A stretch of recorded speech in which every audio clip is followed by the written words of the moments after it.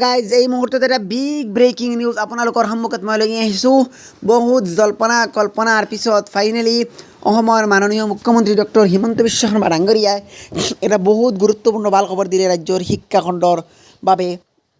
তো অসমৰ মুখ্যমন্ত্ৰী শ্ৰীযুক্ত হিমন্ত বিশ্ব শৰ্মা ডাঙৰীয়া ডক্টৰ হিমন্ত বিশ্ব শৰ্মা ডাঙৰীয়াই তেখেতে দেওবাৰ এটা বহুত গুৰুত্বপূৰ্ণ কাৰ্যসূচী হাতত লৈছে।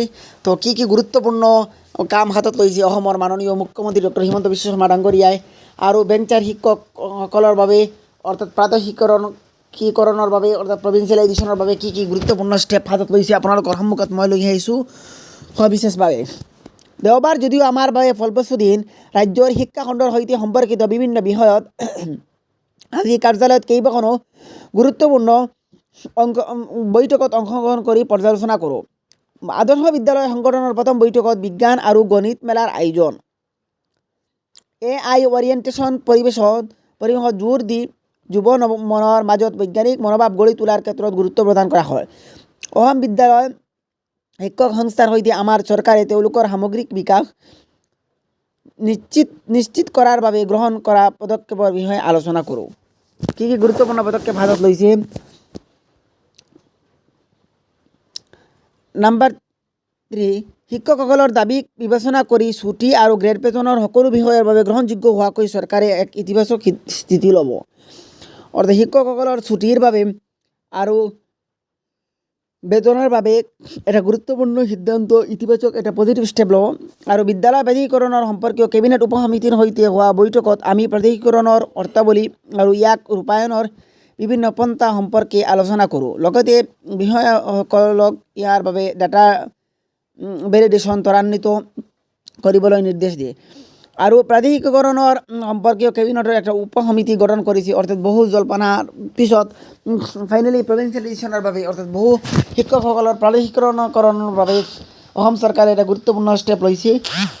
আমি বিভিন্ন পন্থা সম্পৰ্কে আলোচনা কৰোঁ আৰু প্ৰাধিকৰণৰ বাবে অসম চৰকাৰে কেইবাটা গুৰুত্বপূৰ্ণ পৰ্যালোচনা কৰিছে, গুৰুত্বপূৰ্ণ পৰ্যালোচনা কৰিছে, এটা বৈঠকত কৰিছে।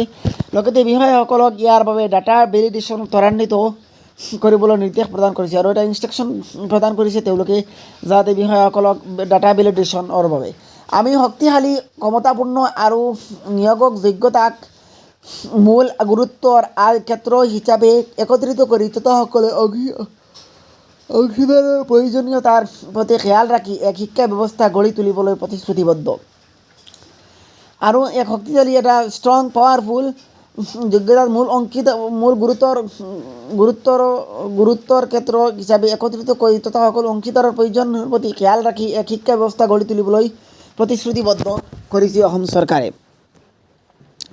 এটা বহুত গুৰুত্বপূৰ্ণ ইনফৰমেশ্যন দিলে। অৰ্থাৎ বহুত জল্পনাৰ পিছত অসমৰ বেঞ্চাৰ শিক্ষকসকলৰ বাবে অৰ্থাৎ প্ৰাধিকৰণৰ বাবে অসম চৰকাৰে এটা পৰ্যালোচনা কৰিছে, এটা মিটিং কৰিছে। অতি সোনকালে কেইবাটা গুৰুত্বপূৰ্ণ স্থায়ী সিদ্ধান্ত নিব, যাতে তেওঁলোকৰ প্ৰাধিকৰণ কৰা হয়, কেনেদৰে প্ৰাধিকৰণ কৰা হয়, কোন ক্ষেত্ৰত প্ৰাধিকৰণ কৰা হ'ব, এনেকুৱা বিষয়ত অসম চৰকাৰে এটা বৈঠক কৰিছে আৰু এটা উপ সমিতি গঠন কৰিছে অসম চৰকাৰৰ মাননীয় মুখ্যমন্ত্ৰী ডক্টৰ হিমন্ত বিশ্ব শৰ্মা ডাঙৰীয়াই।